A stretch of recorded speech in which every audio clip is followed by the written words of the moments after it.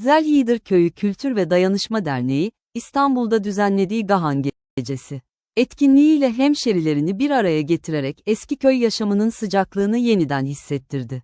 Eskiden köylerde komşular yan yana oturur, soba başında sohbet eder, dertleşir, halaylarla coşardı. Şimdi ise herkes farklı semtlere, şehirlere dağılmış durumda.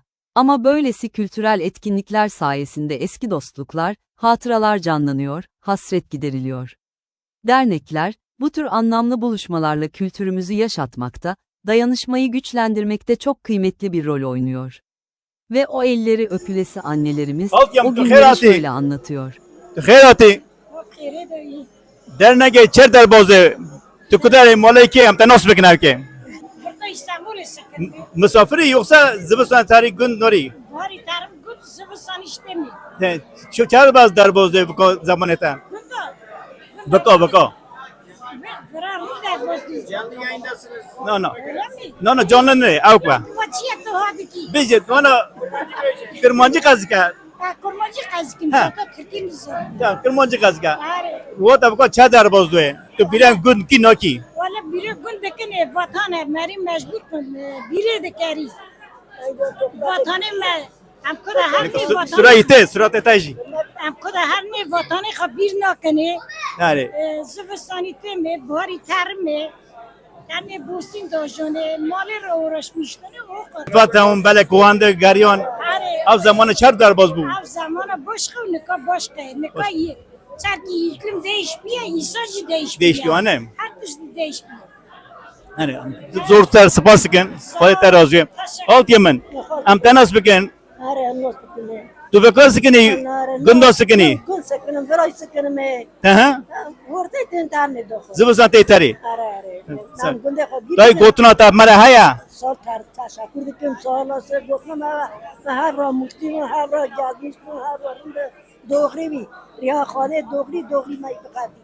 Halal zonda halal bakar.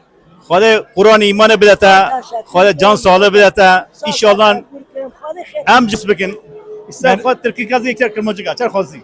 Merhaba, Kırmancı mı hev ki Hindika, Endike. Bakacı, çık handık ji vasan başa. başa.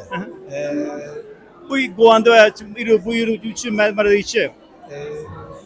Bu gece için böyle bir organizasyon için dernek yöneticilerimize ve tüm Karakoçan halkına çok teşekkür ederiz. Hepimiz için hayırlı uğurlu olur. İnşallah 2026. Teşekkür ederiz. Ben teşekkür Zor ederim. spas. Emeğinize sağlık. Sağ ol. Biz de teşekkür İyi ederiz ki size. varsınız. Sağ olasın. Teşekkür ederiz. Sağ ol. Evet, değerli dostlar. Öncelikle afiyet olsun. Ablam hepiniz hoş geldiniz. Afiyet olsun. Başı vazifat kalas ki ya. Ne abi madde başlamış ne ki açak kalas ki. Oh. Lo daha kasi başlamış ne ki kalas geçiyor ya. Oh. Afiyet şeker olsun. Zor spastik var. Afiyet şeker olsun ablacığım. Sağ ol, Allah razı olsun. Gençlik olarak bir şey diyeceğiniz bir şey var mı? Ablacığım. Siz bir şey diyeceğiniz var mı? Bu böyle bir etkinliği nasıl bulursunuz?